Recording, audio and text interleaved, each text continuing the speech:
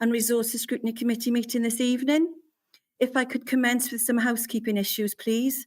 The first housekeeping issue being that this meeting is being live streamed and will be recorded for future viewing on the website. And if anyone has any thing they want to say, please could they do it on camera rather than in the chat. All discussion should be undertaken during the meeting, please. And would every member who wishes to speak, please ensure that their camera is also on when they are speaking. Can I now hand over to the chair for this evening, Councillor Iwan Goodjohn. Thank you, Karen. Welcome one and all to this Corporate Performance and Resources Scrutiny Committee meeting held on the 18th of September at 6 p.m. In 2024. Can I begin with apologies for absence? Do we have any? Yes, Chair, we do. We have Councillor Joanna Prothero, who was the chair of this meeting, but obviously you're taking the meeting in her place today.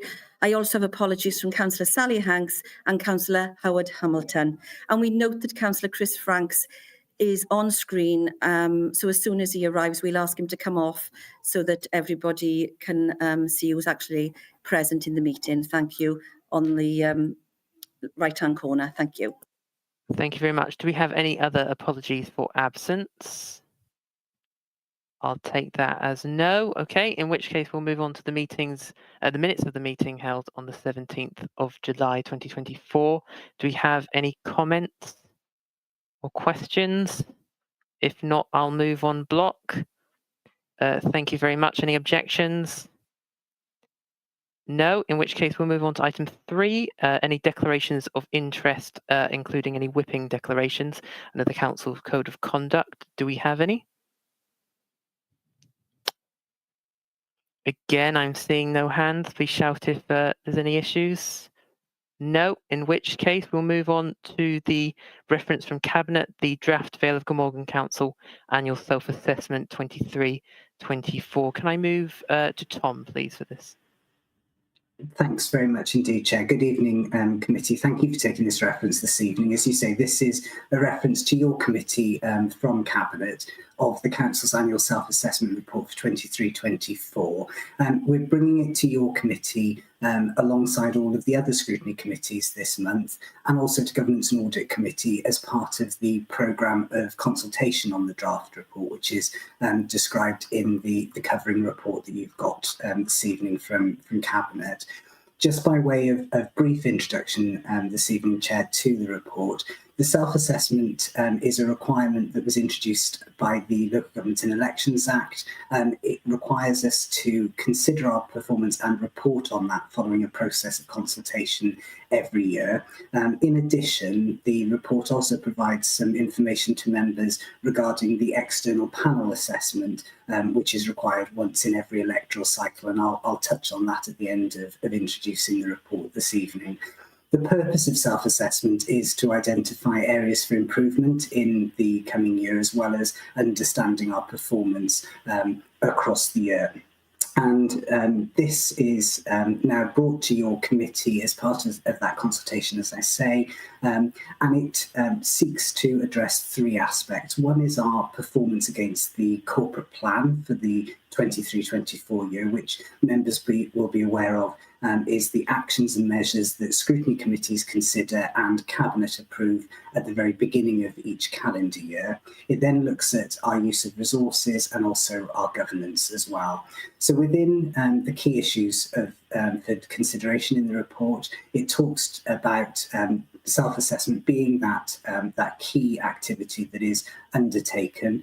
And our approach in the Vale of Glamorgan to self-assessment draws on a number of different information sources. Members will be aware of all of these, but they include our quarterly and annual performance and risk reporting, findings from internal audit and our risk reviews, the annual governance statement, as well as the internal audit opinion, the work of our regulators, and importantly, the information that is contained within 5 directorate-level self-assessments.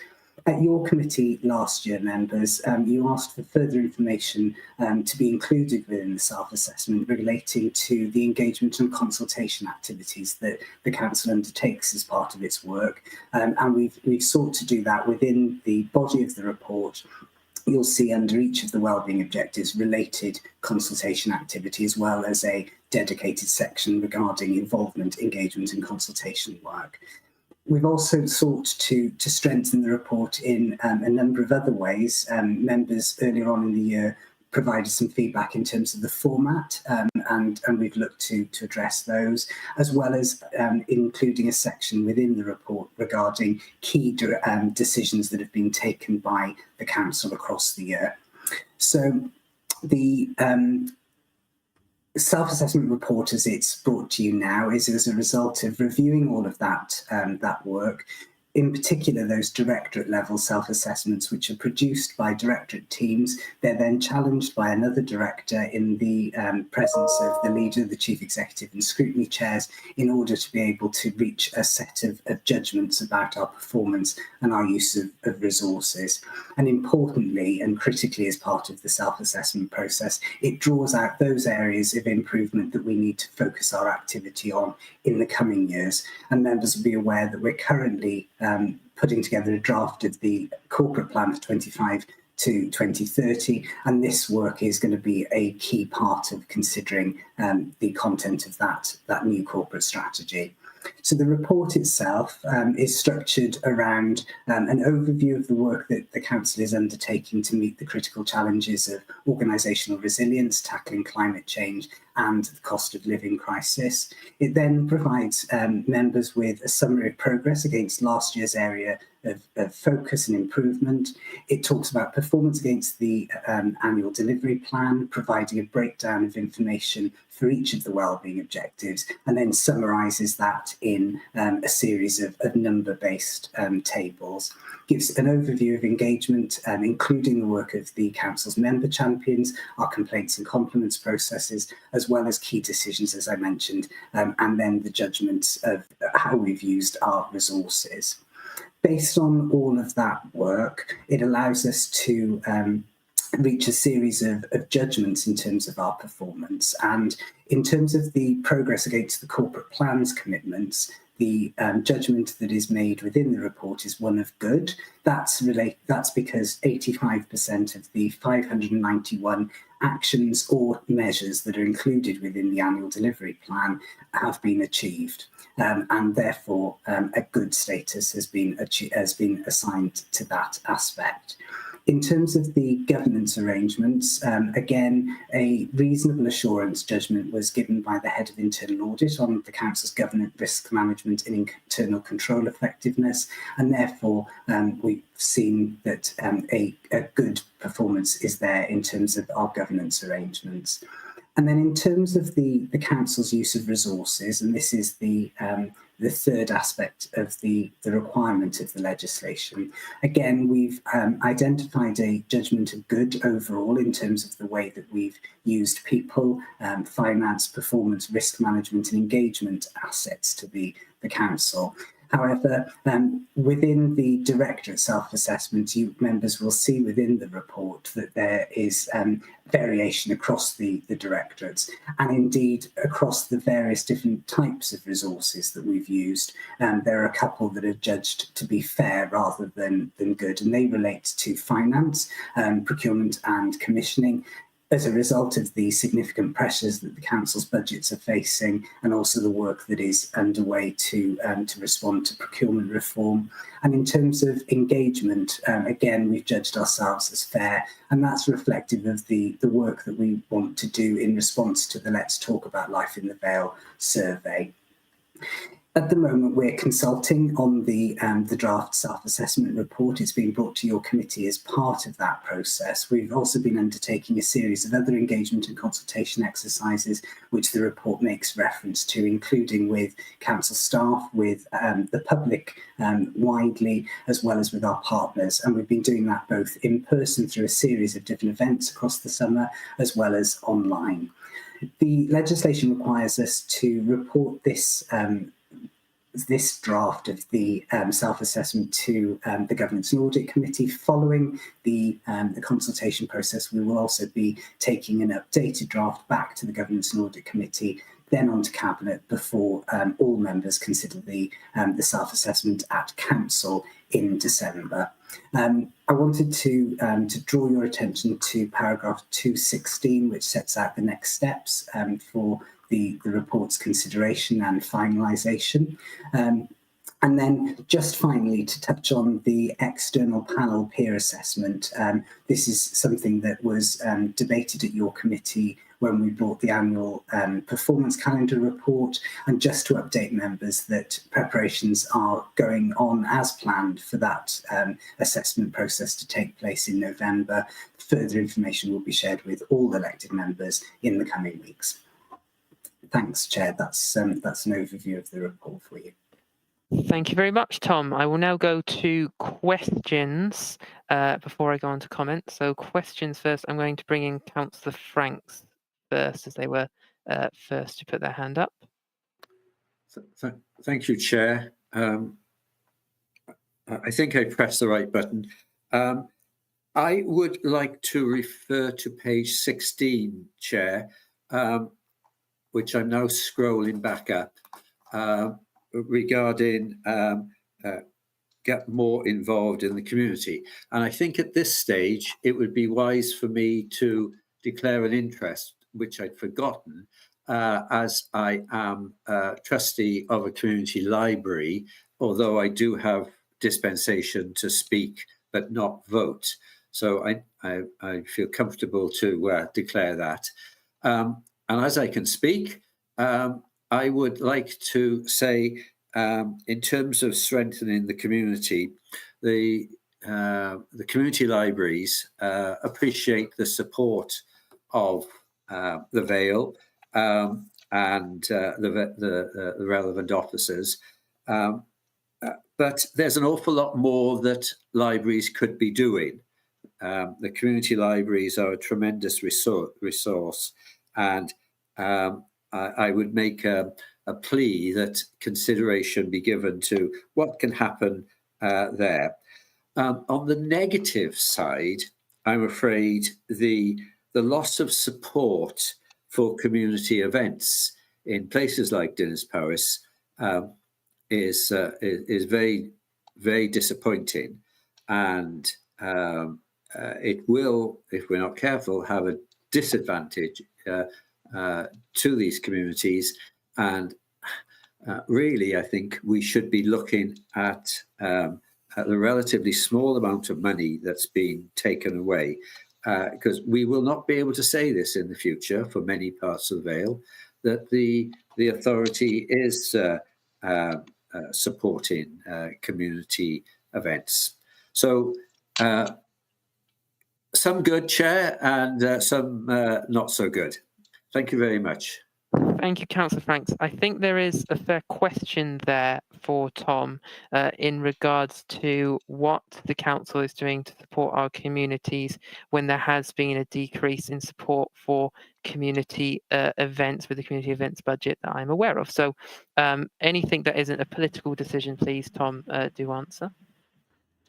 Thank you, Chair, and thank you, Councillor Franks. And absolutely, I think community events is probably a good example of the decisions that are having to be made given the budget situation that the council is facing. And I know elected members are very aware of the concentration of expenditure into services around education and social care, and therefore the difficult decisions that need to be taken in other discretionary or non-statutory services.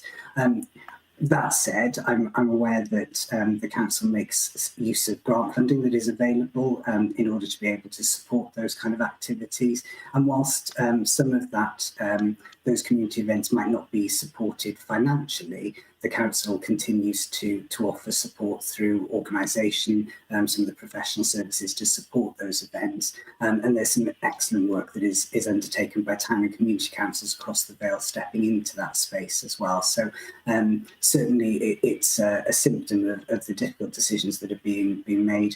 We are aware, I think, of the importance of those events to people, and we'll look to support community groups and other organisations where we can to continue to put them on. Thank you, Tom. Councillor Franks, I hope that answers your question. I'm going to hope that's a legacy hand. If you don't want to speak again, Councillor Franks, that's fine. Sorry, Thank you very sorry. much. Oh, yes, go sorry. for it. It's not an unexpected answer. It's not what I would like to hear, but I think I've said as much as I can for this meeting, and I thank you and Tom for the opportunity to speak. Thank you. Of course, Councillor Franks. Okay, Councillor Carroll, please.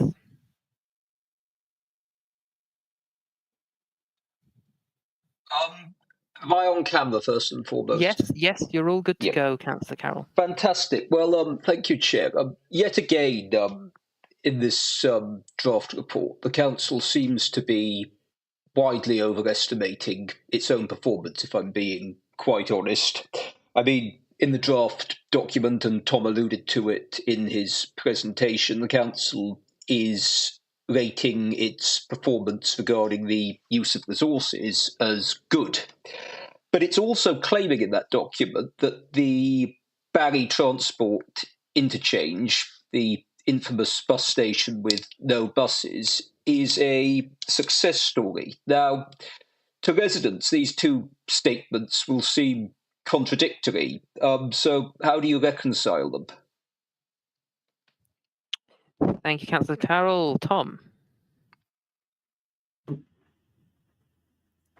Thank you, Councillor Carroll. Sorry, I was just trying to get to the relevant page in terms of the bus interchange, and ultimately this is as a result of what we are looking at in terms of I think the reference that you're alluding to is working with the capital region to undertake those economic development projects, including the interchange for Barry, major projects around the energy park at Aberthor, etc. And ultimately, the council set ourselves the action to undertake that work during the year, and the work has progressed as is planned, and that's the reason for that being given that green status within the document itself.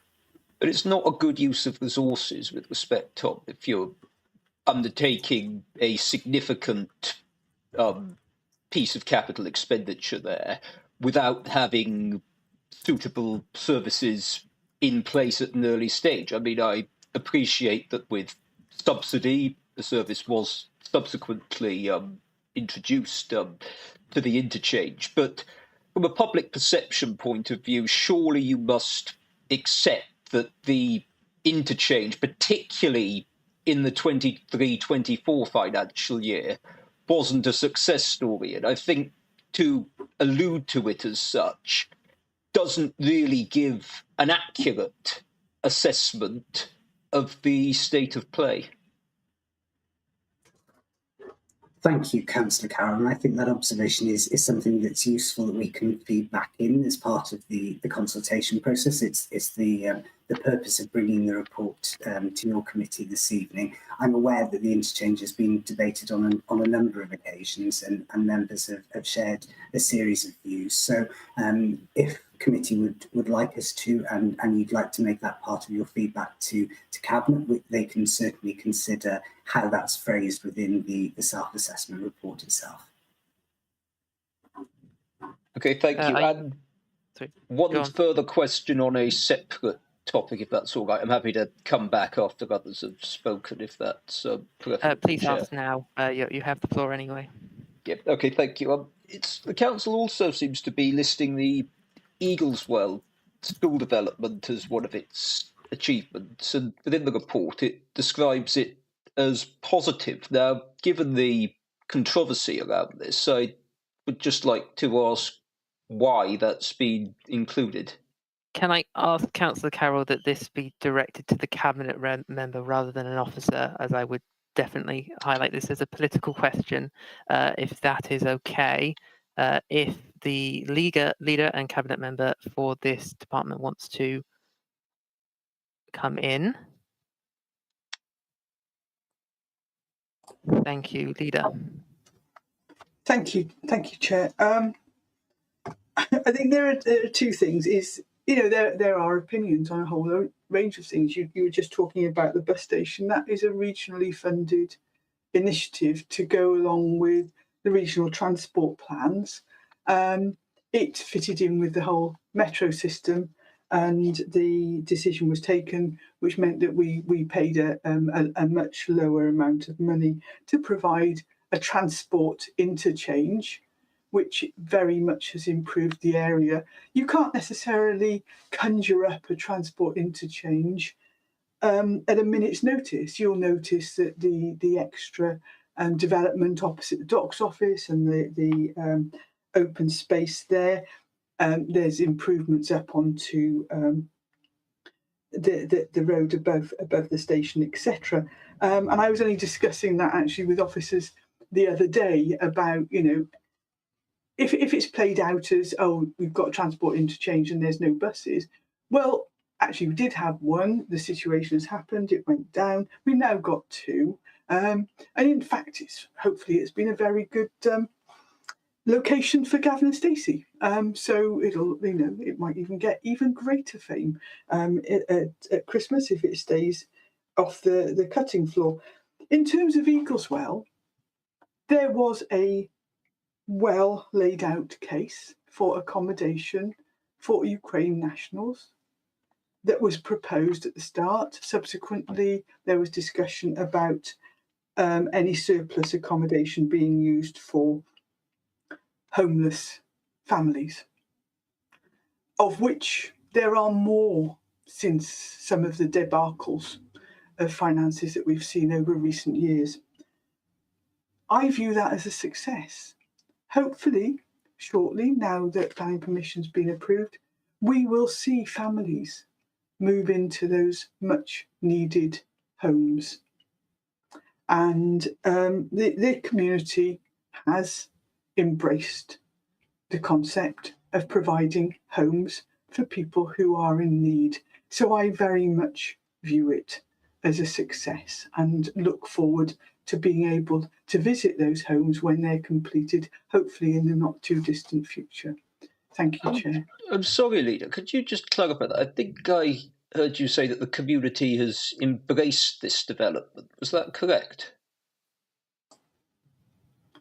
I think that all of the discussions were played out in the planning committee, and I think if you want to rewatch the discussions there were a few areas where mitigations have been made and they were conditioned within the planning permission. So I would actually very much view being able to provide good quality temporary homes for people that need them as a success. Yes, I would.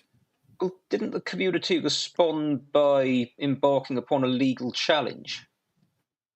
We can get onto a very long conversation on that, Councillor Carroll, but actually I don't think that's the purpose of this. I have said that I disagree with you. I think that development will prove to be successful for people who are in a great deal of need currently, and that is where my thoughts lie.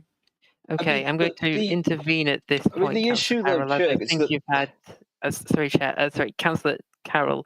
I want to intervene here simply because we don't want too many follow-up questions on this one specific item. I think that with respect, Chair, this is a scrutiny committee. That is the purpose. The cabinet member has responded to you, and if you have a disagreement of opinion, that's up to you, and we can discuss that. But I do have further questions on this matter, though. On this particular matter on Eagleswell. Well, it is a particularly controversial matter and a matter of particular public interest. I think the Council's Lead Scrutiny Committee is the appropriate forum in which to raise them.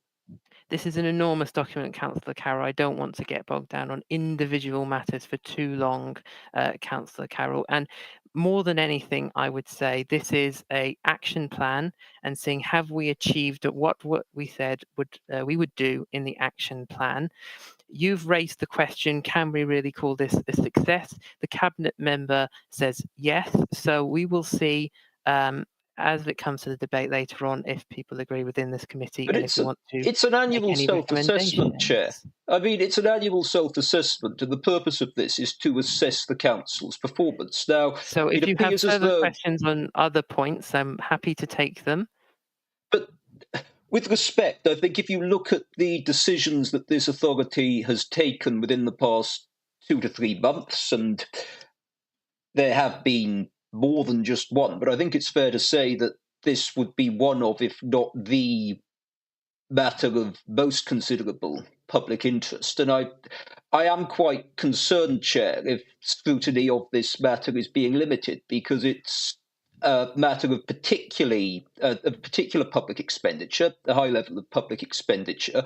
Obviously, there are several aspects to it, not least the planning process, the authorities' engagement and consultation with the community concerned. And I don't think it's appropriate to simply say we've had enough questions on this. I mean, if I were to just raise concerns about the planning process in relation to this, I mean, planning permission could have been obtained in advance. It wasn't. We ended up with quite an absurd situation where the authority was, in effect, awarding itself planning permission retrospectively. Now, no other applicant would have been able to do that. And the issue that you've got this has undermined the public's confidence in the planning process. And I think to then describe this as a success, I don't think is appropriate.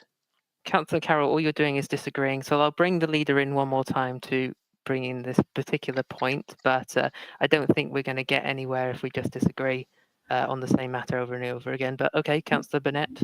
Yes, I won't be commenting further except to say that actually Councillor Carroll is misrepresenting the planning process. It's misrepresenting the role of the local planning authority versus the council. That is exactly the process that was gone through. I'm quite happy to have a separate meeting with Councillor Carroll to explain exactly where his thoughts appear to be misrepresented or misrepresentative of the actual process. The council all along put forward proposals for housing or for homes for people in a great deal of need. They've delivered it. That's fine. But I said, if you want to put your views forward as a comment, we'll revisit it when it comes back to Cabinet. Thank you. Okay, Councillor Carroll, if you want to make that a recommendation later down the line, you are welcome to do so. But we're not having a debate on Eagleswell specifically. This is a debate on the self-assessment of the council, and there's a simple disagreement there, nothing more. At this point, I'm going to bring in Councillor Johnson, please. Diolch. Thank you very much, Chair. Just wanted to note that point by Councillor Carroll, concentrating on 2 of the 591 actions by the council last year, and 1, of course, not falling into the year we're talking about, 23-24. But as I disagree with him on the Eagleswell point, the problem with this self-assessment is the feeling that the council is, to all intents and purposes, marking its own homework, which undermines the credibility of the entire process. So I've got 2 questions, 2 points to raise around the process and this generally. Out of the 591 actions that we say that we're happy with, 85% of those, and therefore the council is good. This leaves somewhat some 90 or 15% of actions, or 90 in numbers, unachieved during the year. And this is a cause of concern for me. And then, of course, the assessment, where at least 2 points specifically relate to finance and engagement insights, I think. Engagement and insight is the term that we use. So 2 things that after internal discussion have been downgraded from good to fair. Could Tom tell us a little bit more specifically about the engagement and insight one, explaining the discussion behind this being downgraded? Because I take it from the previous discussion and the narrative in the document around finance is because of financial shortfalls that the council is facing. And of course, if we come back to one of the original points by Councillor Franks earlier, the fact that financial limitations are preventing the council from succeeding in undertaking a number of things and cutting back year after year after year. And so any self-assessment that the council does needs to be seen within those boundaries, which is an underfunding from the Welsh Government and the British Government. And therefore, the self-assessment within this is a point for discussion. If that funding was available from Welsh Government and the UK Government, will the council be in a better position? Or is this an assessment which considers that the financial shortfalls are ongoing or permanent? Thank you, Chair. Thank you, Councillor Johnson. Tom? Thank you, Chair, and thank you, Councillor Johnson, for the questions. And absolutely, I think your observation around marking our own homework in terms of self-assessment, it is ultimately a self-assessment. That is what the duty introduced by the legislation is intended to do, and I think it's done so in order that the council can show a level of self-awareness and identifying areas of underperformance and things that we want to improve on going forward. I mentioned though that external panel peer assessment process that happens once every 5 years, and that I think is intended to supplement that process, to give some external challenge from the organisation as well, so that the two processes are complementary to one another. And self-assessment is something that we've done in various guises over a number of years. It's just that this particular legislation requires us to do it in a particular way. In terms of the query around those sort of 90 or so actions or measures that didn't achieve the green status, those are things that feed into the next year's service plans, and in order that we look at, are they actions and measures that are still relevant, and if they are, they go back into that framework in order to be taken forward, and we make sure that they're also referenced within the document where it talks about areas for improvement that are required, so that we make sure that what we don't do is we don't lose track of those things, and that's where the link between the quarterly performance reporting and the self-assessment piece comes in. In terms of your question around the judgments that are included within the report, this is on the very bottom of page 105, I think, of the self-assessment document. And what we've intended to do here is show, as you were describing, what were the judgments if we aggregated all of them up from the Directorate self-assessments after the peer challenge, and before then we met to moderate across them. And the purpose of doing that moderation exercise is to do exactly that, to make sure that that we've been consistent in the way that Directorate judgments have been reached. When we did that moderation piece, as you say, the assessment of finance commissioning and procurement has been judged to be fair rather than good in aggregate, and that's because it wasn't as simple as looking at, was more than 3 out of the directorates saying they were good, and therefore it was a majority. We looked at the cumulative effect of that, and as you say, the pressures on the council's resources. I think it's fair to say that if the council's available funding was greater and closer to meeting what services need, our ability then to be able to manage the context and the environment would be much easier. So that's certainly the case. However, I think the fair judgment is demonstrating that we're doing what we can within the confines that we have. In relation to the engagement and insight area of resources, again, we looked at that, and there are some pockets of really good practice across some of the directorates. It's been useful to have the feedback last year from elected members where you asked for more information around engagement and consultation activities. And by including that within the directorate self-assessments and also within this document as a whole, I think what it's allowed us to do is look at the breadth of engagement and consultation that we do, but also the outcomes from that process. And then when we've got over 4,000 of our residents sharing their views with us as part of the Let's Talk About Life in the Vale survey, and wanting to respond to some of those findings, and Cabinet considered that report just before the recess in terms of our participation work. I think it was felt that because there is more ambition to do more in that particular space and to get better at doing it, it felt to judge ourselves as good would not represent the fact that we know we've got work to do and want to do it, and that's the reason for the fair judgment in that particular area. Thank you, Tom. Councillor Johnson. Diolch yn fawr, Tom.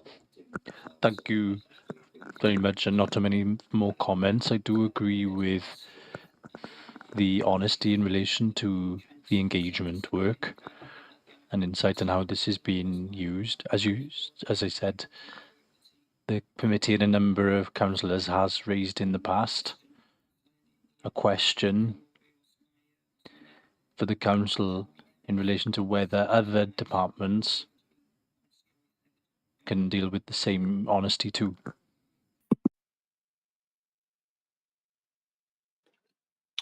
Thank you. Okay, next I'm going to go to Councillor Lovelock Edwards.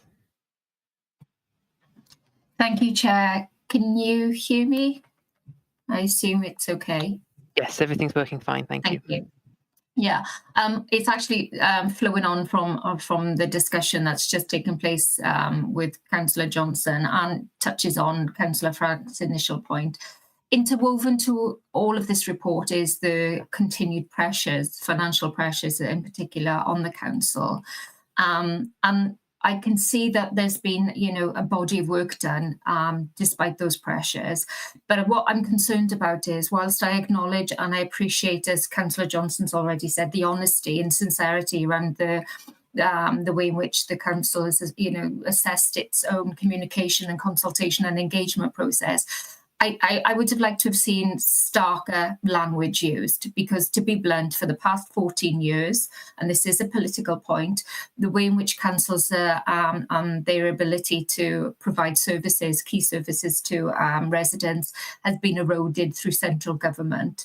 That the way in which we now sort of act as a council is fundamentally and significantly changing. And so what residents have been used to, I believe, is no longer going to be the shape of councils acting in the future. And this is why I would have liked to have seen more sort of starker language on how residents are going to be sort of, how we.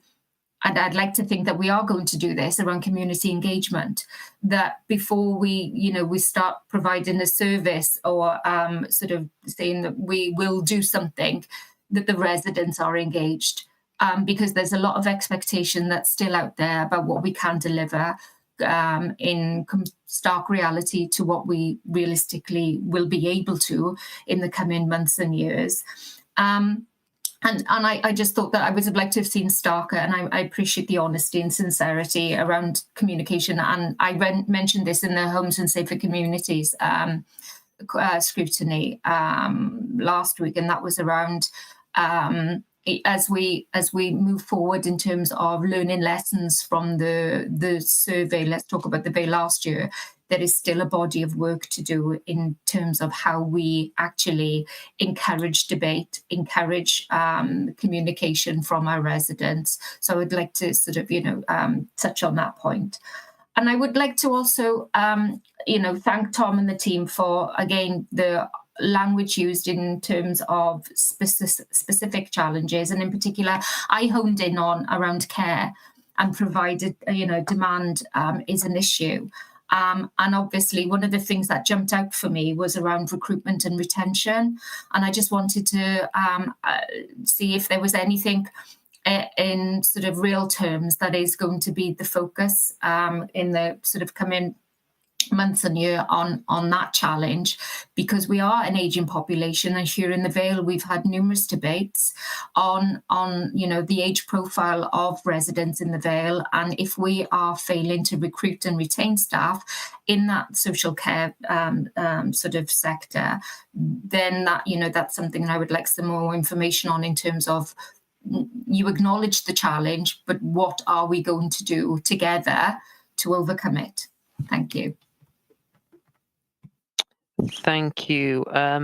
So I'm going to take Tom first for any non-political points, and then I'll go over to Councillor Burnett. Okay, thank you, Chair, and thank you, Councillor Lovelock-Edwards. I won't comment on the funding situation. I'll obviously leave that to the leader. All I was going to add is that as a local authority, we are actively considering what does a local authority look like in the coming years. Further information relating to how we're looking at approaching that will be contained in the council's corporate plan, and we'll be consulting on that in the coming weeks. So elected members will see that come to Cabinet in October. And alongside that will be the next iteration of the council's transformation programme, and that really picks up on the few aspects that the Councillor Lovelock-Edwards was asking about, really, in terms of how do we look at the balance of services that as a council we can provide, which ones of those can't we, but also we've got a really good track record in the Vale of looking at alternative ways of providing services. Councillor Franks mentioned community libraries previously. That's a really good example of being able to protect those frontline services that are discretionary, where other local authorities have had to take the difficult decision to close them. And there will be other options in those kinds of services for us to work with other partners and the community, and we'll actively be looking at doing that in order to protect those services wherever we can. But absolutely, the way that the councils operate is changing, because we are spending more of our money on an ageing population, on more complex needs in terms of additional learning needs, and also within our schools. And that does mean that the available finance for other things is reducing. It does, though, highlight the importance of that engagement work, and that is why we are committed to doing much more in terms of involving and engaging the community in those decisions, and that's the reason for, within this self-assessment, wanting to have that ambition to do further work in that regard. In terms of the question around recruitment and retention challenges, absolutely, we're acutely aware of those. They're reported to the council's Governance and Audit Committee, and also to Cabinet as part of the the risk register. There's a significant amount of work that my colleagues in HR and organisational development are doing to support succession planning and workforce planning into the future, as well as looking at how we support our staff to learn the skills and continue within their roles in order to support those services. And that's an integral part of that reshaping programme as well. So that's the kind of response that I had, and I don't know whether the leader wanted to come in, Chair. Thank you, Councillor Burnett. Thank you, Chair. Only sort of minorly, I think in some ways, as we know, this is a retrospective, and the narrative surrounding financial challenges was well played out in the budget setting process last year. We will be there again this year. We know, even from the earlier reports, that there will be shortfalls this year. So I think that what I can say is, as we move forward, I'm really pleased that people recognise the honesty that we've tried to undertake this exercise with, that will continue through the corporate plan, it will continue through the budget setting process.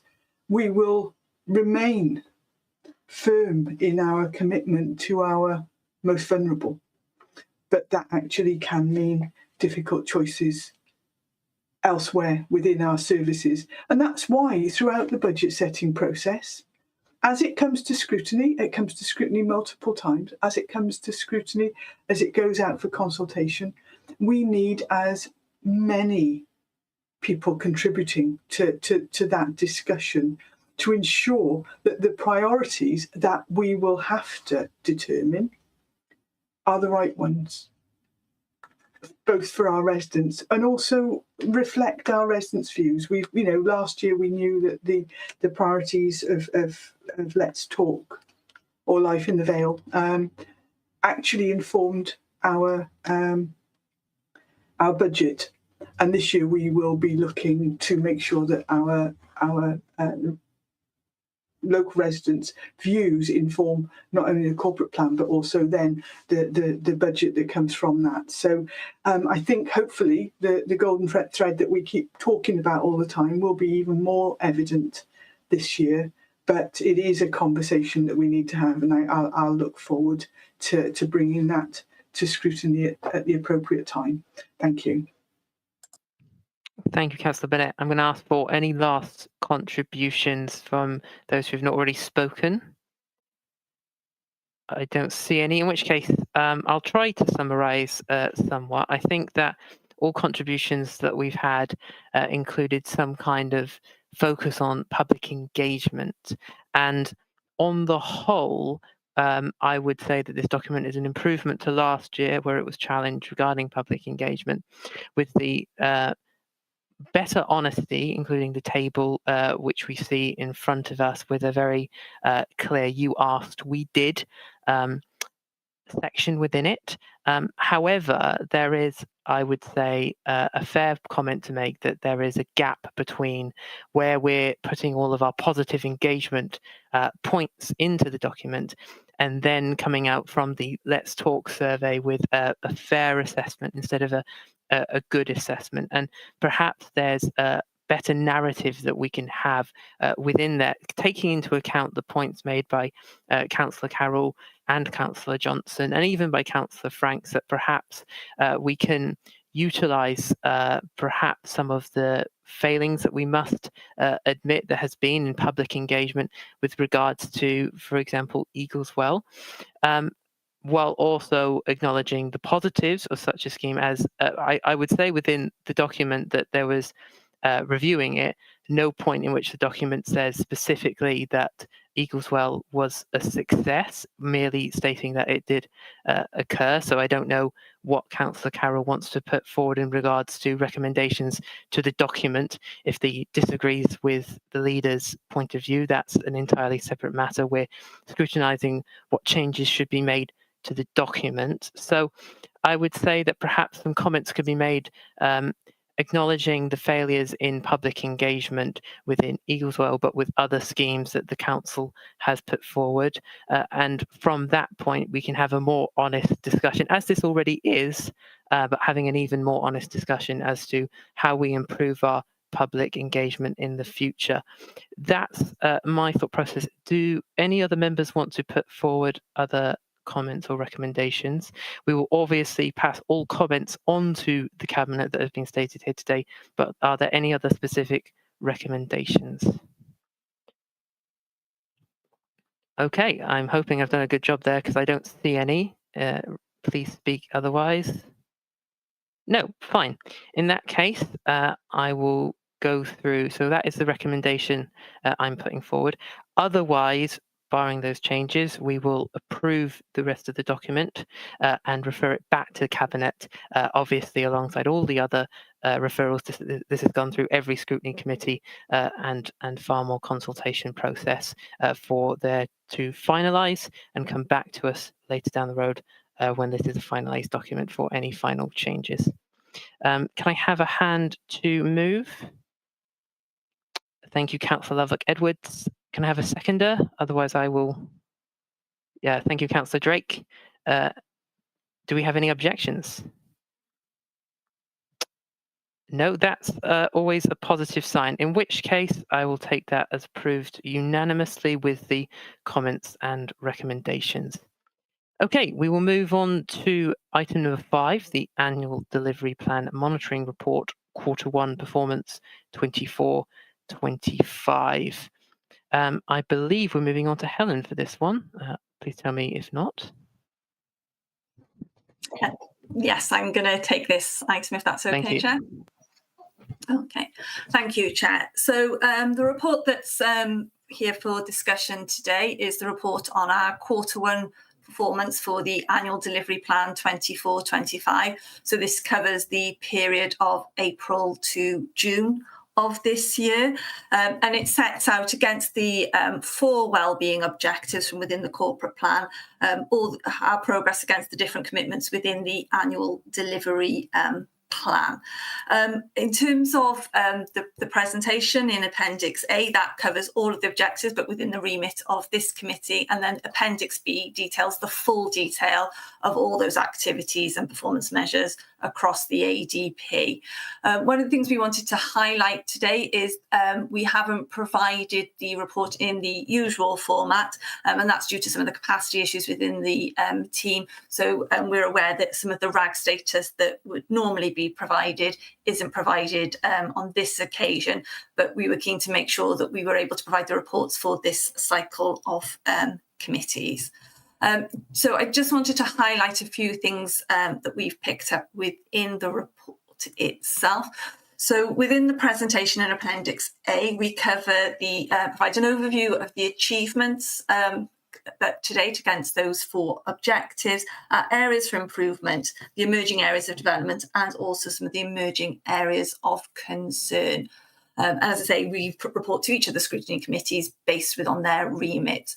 So just in terms of highlighting some of the key areas that we have achieved in terms of Objective 1, in terms of our work with and for our communities, there's work that's being taken forward in terms of the digital work that's being led on, and this links again to some of our work with reshaping. So again, that's been highlighted here in terms of how we're taking forward the work of the digital strategy, and also again how we've now recruited the transformation team that's been established. So again, that will assist in building momentum within the work around reshaping.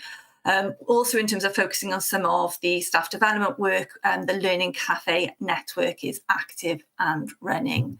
With regard to Objective 2, we've highlighted again issues here around the social value clauses that are being used as standard within council contracts, and again some of the work that's happening in terms of the council's apprenticeship scheme and the work that's being taken forward there to highlight the benefits of apprenticeships and the opportunities within the council.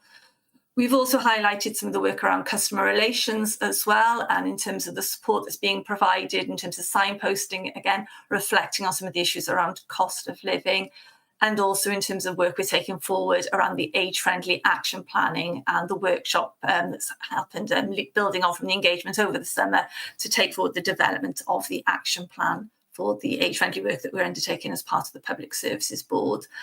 Just picking up again on some of the work that's happening that helps in terms of some of our communication and sort of providing more information about some of that work, and the objective around respecting, enhancing and enjoying our environment. We've relaunched the Project Zero online hub, and this again is in response to requests for more information about the work that is being undertaken, and we're continuing to develop that work there as well. So those were some of the key issues that we wanted to pick up there. We have already identified some areas for improvement as well here. So again, in terms of work around digital, in terms of thinking about how we can digitise some of our paper processes there, and just building on what we were talking about earlier in terms of those apprenticeships, just making sure again that we keep progressing with that work and encourage that take up across the organisation in terms of that. So we just wanted to flag those up in terms of some of the activity that's being taken forward. Some areas of development are also highlighted within the report. Tom's already touched on the work that's happening to progress the development of the new corporate plan. So that has been being taken forward over the past months and started at the beginning of the year, again linked to some of our activity around reshaping. And in the autumn, we'll be bringing a draft corporate plan for consideration by scrutiny committees in terms of part of the consultation on that work.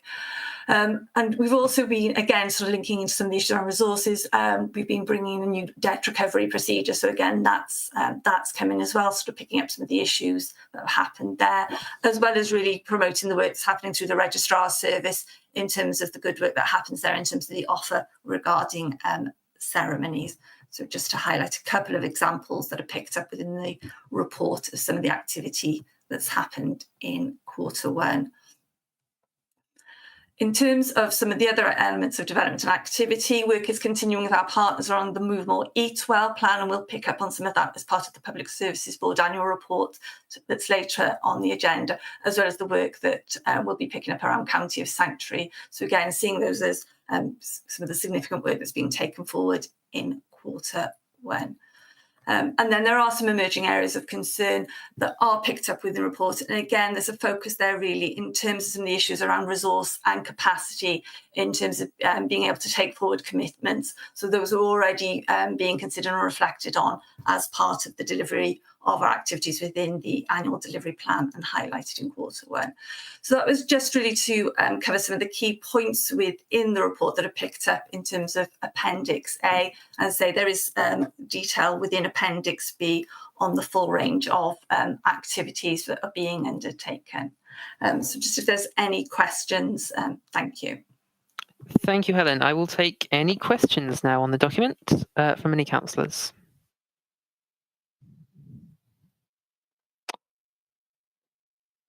Yes, Councillor Johnson. Sorry, Negan. Sorry, I wasn't intending to speak on this.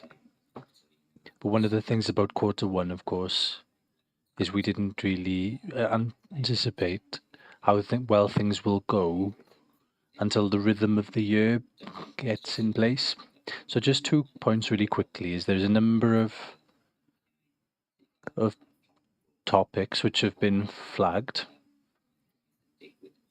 because the work is happening later on in the year. Perhaps it's something for staff to take into consideration as misleading to put something as red if that's not expected to take place in Q1 of the year. And the second point, perhaps not an answer from Helen, but from Tom. Last year there was 591 actions in the annual plan. I just wanted to know how many are in the document this year, which might help us in terms of the consistency from year to year in the work. Thank you. Thank you, Councillor Johnson. Helen, and I know he didn't want to come in too often, but Tom, if you can answer the question, you're welcome to also. Here he is. Come on, Tom. Thank you, Chair. Thank you, Councillor Johnson. My apologies, I don't have the number to hand, but if it's okay with committee, I'll just have a quick look on the system for it, and I'll be able to provide you with an update later on in the meeting, if that's okay, Councillor Johnson. And also the points that you raised in terms of how those RAG statuses are aligned at Q1. That's something that we're giving some early consideration to as part of thinking about a review of performance arrangements now that we'll be adopting a new corporate plan in the next year, and it's something that we wanted to discuss with chairs and vice chairs of Scrutiny and with group leaders at the meeting that we've got in the next few weeks as well, Councillor Johnson. So certainly something on our radar to make sure that the information is as accurate and illustrative of progress as possible. Thank you, Tom. Councillor Johnson, you happy with that? Yeah, great. Okay.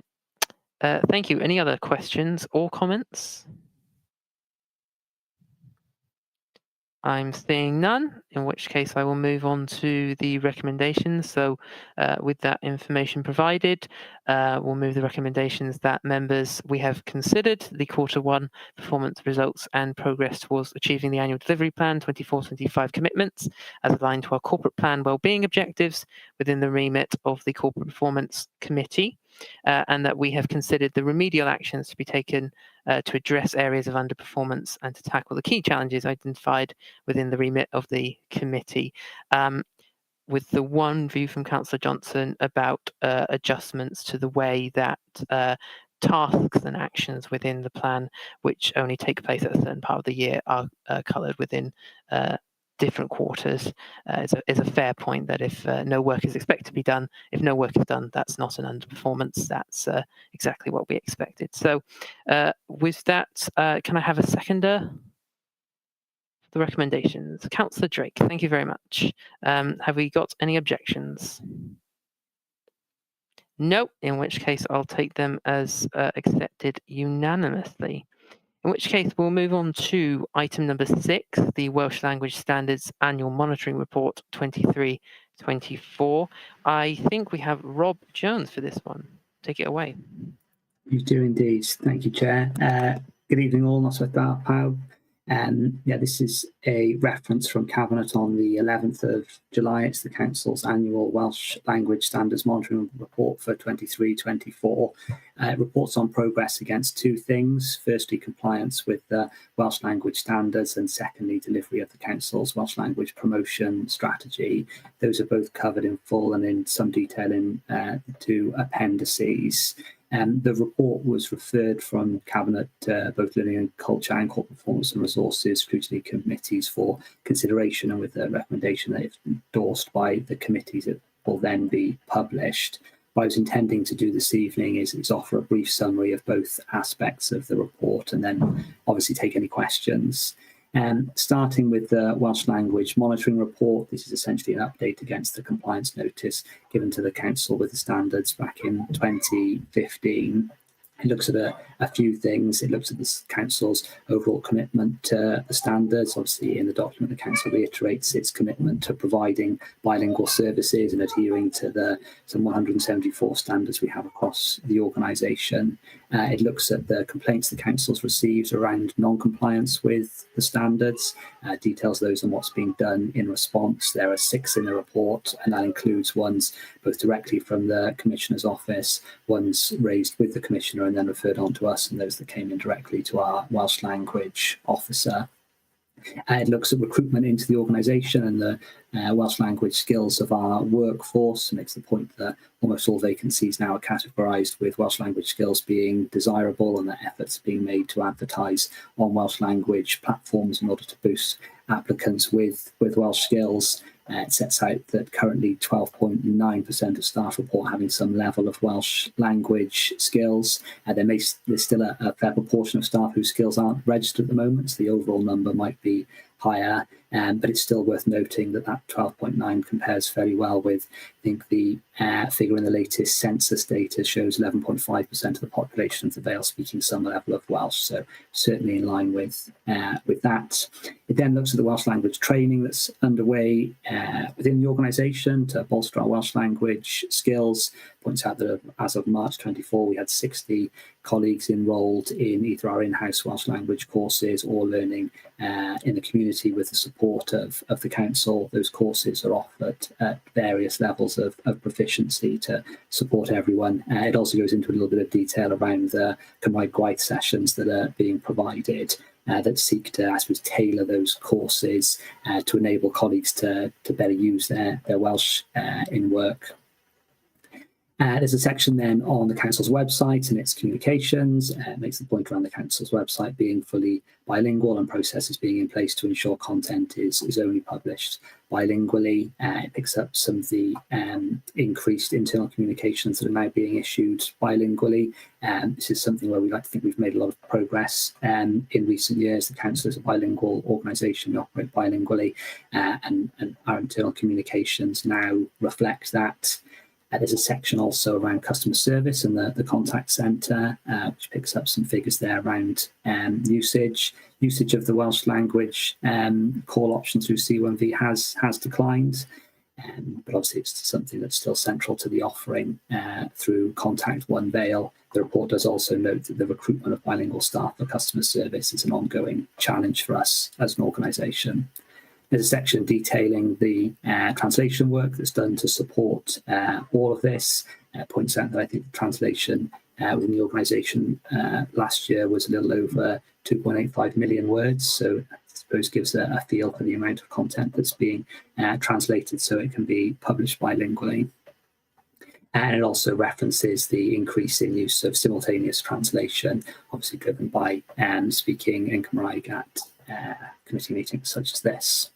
There's a small section then on cultural promotion, some of the work that we do within the organisation, I suppose, to push that side of Welsh language and culture, some of the support that's provided to staff or encouragement to do social events and things like that through the medium of Welsh. There's a small section then linking into the Welsh in Education Strategic Plan, the WESP, highlighting work that's being done there to expand Welsh medium provision in schools in the Vale. And then finally, that first appendices highlights some next steps for 2024-25, where we talk about a focus on trying to increase staff participation in that in-house Welsh language course, offer some work in terms of then reviewing the Welsh language promotion strategy, which I'm going to come on to talk about in a minute, and considering and continuing to develop some of the partnerships that we're starting to see come through the new Forum of Roe. So that's the first half of the report, looking then at the second aspect of it, which is update on that Welsh language promotion strategy, itself a requirement of the standards. This is a really big document which gives quite detailed responses on all of the actions within it. What I've tried to do for committee this evening is put those almost into a bit of a kind of thematic review of what's being achieved through the action plan.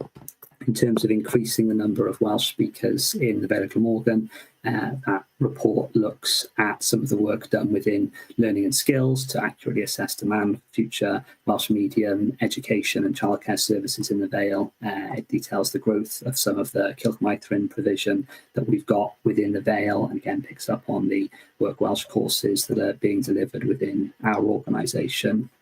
There's a section looking at, I suppose, the wider support that's put in place for Welsh learners in the Vale through the council and its partners, and notes an increase in learners progressing to higher levels of proficiency in Welsh language courses in the community, and more people taking formal Welsh language proficiency exams. There's also some reference to the continued good attendance at some of the kind of family activities that are run in the community, things like story sessions in the library. That sort of stuff, which we know is really important to enabling children and families to begin a relationship with Welsh early in their lives. There's a section then looking at the community engagement. This is part of the work that's often led by some of our partners, such as Mentor Glamorgan. It looks at some of the Welsh language events that they run, particularly Gwyl of Roe, which always attracts a significant number of people to Barry Island to immerse themselves in the language through the cultural offering that we have there. There's a section looking at some of the youth engagement work that, again, is often done by partners in the Vale of Glamorgan. It makes a point, naturally, that limited funding has posed some challenges there, but there's still opportunity to put on Welsh language gigs, some sporting activities, things like that I think we really recognise are important for young people who might be having their education through Welsh, but not necessarily having that many opportunities to live other aspects of their lives in Welsh, to do that in the Vale. That's something that the report looks at in some detail. There's a section around the expansion of Welsh medium schools, with the new Ysgol St Barrack having been recently completed, and more pupils entering Welsh medium education through there. Also projects underway, such as Ysgol Glamorgan. There's a section looking at the council's role, the council specifically in Welsh language promotion, looks at some of the things I was speaking about in the first half of this report, such as the Welsh language courses and some of the tools that we provide to colleagues to enable them to put their Welsh into practice. A lot of what the second appendix is looking at the WLPS details is partnership work. I think that's probably the key theme if you look at that report, that this work is being done very much as a partnership with Mentor Glamorgan and Learn Welsh in the Vale, playing really important roles there. And the report does pick up on the launch of Forum of Roe, which is a new forum for organisations seeking to work in that space, seeking to grow the language and the cultural offering of the Vale, that's now being coordinated through the council. And indeed, you'll see that come back again at the end of the report, where we're talking around some of the future future priorities for the WLPS. Growing that forum is one of them, and the report also highlights the fact that during the course of 24-25, the strategy itself is going to undergo a review, with the primary focus of ensuring that the resources that we have to support that community work are being best directed. So thank you very much. That's a quick review of both parts of this report. As I said, obviously happy now to take any questions. Although I will make the point, if you don't mind, Chair, that this is one of those reports that is compiled by our Equalities team on behalf of the whole organisation. So apologies in advance if I'm not immediately familiar with all the detail that underpins the action updates, but of course happy to follow up on anything after the meeting that I can't immediately give you an answer on. Thank you, Rob. I think we'll all acknowledge it's an enormous document we have to produce every year, and so there's bits from every single sector, every single department, everyone who works at the Vale. So, have we got any questions on this document? Yes, Councillor Johnson.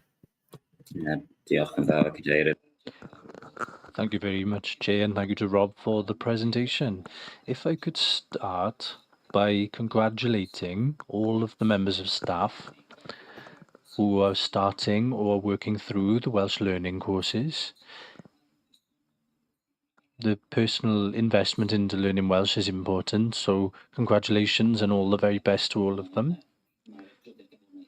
The report, as this is a combination of a number of different elements in relation to the Welsh language, so there's a number of areas for me. You've got the corporate component, the compliance, where we're following the Act and the standards that we have, great. We're doing what's expected. And the third point is the work through the learning department and provision for children through schools. There's been a boost to this over the last year with the opening of Ysgol St Barach, and thank you to everybody who's been part of developing this, and of course the work taking place in relation to Gwaun and Nant for children with additional learning needs, and the work with Ysgol Glamorgan in future going forwards too. So the challenge, I think, is the second part, which relates to the social work. And this is because there's an expectation for external organisations such as Menter Bro Morgannwg or Learn Welsh Vale to do the work on our behalf as a council, and to do this with very little resources. The work which needs to be done to introduce external opportunities is a lot greater than the money that we provide for it. Now, we know that money is in quite short supply across the council, but if we do consider how much money is being spent on Welsh language matters in comparison to services delivered through the medium of English without any consideration for the Welsh language, there's quite a large discrepancy. Somebody said to me in the Eisteddfod recently, Welsh speakers are taxpayers too, and we expect more than the very, very basics. So the question I have, and perhaps I don't know if it's a question for today, but how is the money that we are providing for organisations such as Menter Bro Morgannwg, how does the provision overall compare to other local authorities in the southeast of Wales? So obvious comparators for us. Obviously with Menter Bro Morgannwg working in collaboration with Menter Caerdydd, but there are other organisations or others around us that we can compare with, Caerphilly, RCT, how much provision or how much funding is put in place by those councils, because it strikes me that we're hanging on Cardiff's coattails with a number of things happening. We expect Menter Caerdydd to organise this, with people from Vale of Glamorgan then going to Cardiff to participate in those activities. So that's one question. General question, I don't necessarily expect a response right now, but one of the ongoing questions coming to me from residents in Barry relates to childcare through the medium of Welsh, and to which extent availability is in short supply, and what the council is doing or is able to do to make better provisions for this. And the last point, which is perhaps is a point more so for the Education Committee, are matters relating to the additional needs provision through the medium of Welsh and how this will be resolved, understanding that there are more broad problems in relation to additional learning needs provision and the education system in both languages. But people do bring the Welsh language side of things to me quite frequently. So those are the points I just wanted to note for the conversation this evening. And I look forward to the review this year as we're halfway through the 5 years of the that promotion plan. Thank you. Diolch, Councillor Johnson. Rob, do you want to take any questions you can answer? Yeah, I'll start if that's okay. Thank you, Chair.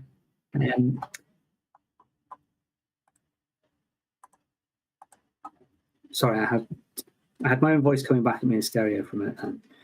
Yeah, thank you, Dr. Vale, Councillor Johnson. I'm going to defer to the Director of Corporate Resources on the point around funding, if that's okay. But I would make a general, I suppose, observation in response to that. And I welcome that you welcome the forthcoming review of the strategy, because I think one of the things that I'm keen that we tease out of that is, you know, we really recognise that a lot of that community work, particularly some of the cultural offer, is really, really important to getting people from speaking Welsh in education and maybe in the workplace to it becoming a social language, a living language in the Vale of Glamorgan.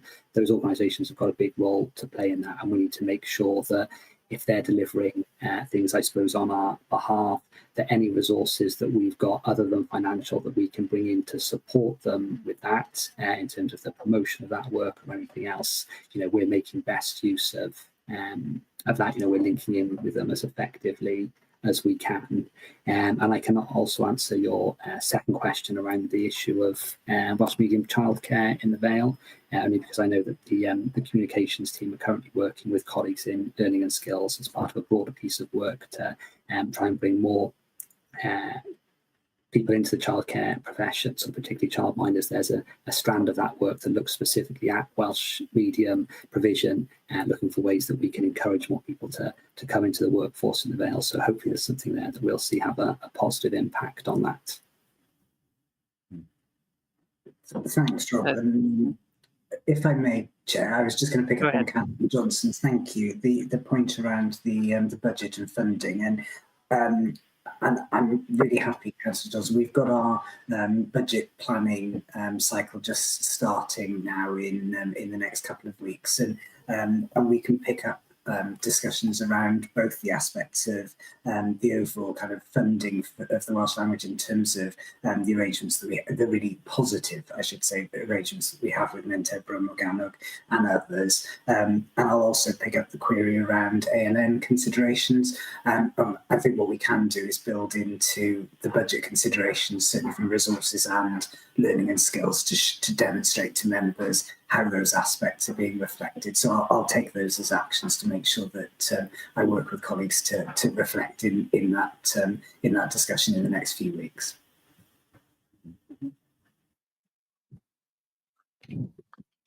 Thank you, Tom. Thank you, Rob. Have we got any other questions on this document? No? Okay. If Councillor Johnson is happy with that, we will get the information that he's requested. And other than that, we will approve the document and refer it back to Cabinet with only the comments made by Councillor Johnson. Can I have a hand to second, if that's okay? Yes, thank you, Councillor Johnson. Great. In that case, we will move on to item 7 on the agenda. The application to be recognised as a County of Sanctuary update. Rob, is this you again? Thank you. This is me again. Yeah, thank you, Chair, and thanks again for taking this reference. The report details the Council's application to be recognised as a County of Sanctuary. It's a reference from the Cabinet meeting of the 18th of July. The draft submission for our application and the supporting action plan is included as an appendix to the report. The City of Sanctuary network is a national movement which seeks to build a culture of hospitality and welcome, especially for individuals seeking sanctuary from war and persecution. The network has the objective of supporting the active participation of individuals in those circumstances and the organisations that support them to create cities and counties in line with that overarching vision. I suppose in essence, it's a network of local authorities who are seeking to create a culture of, I suppose, welcome, inclusion and empowerment for people who are seeking sanctuary. And at the council meeting of 6th of March 2023, it was resolved that the Vale of Glamorgan Council become a member of the City of Sanctuary Local Authority Network and works towards formal accreditation as a County of Sanctuary, County of Sanctuary for all, and that the council then uses platform to promote welcome and inclusion across the wider local community. So subsequent to that, and I suppose this report really fills in what's happened between then and now and how the application has been put together.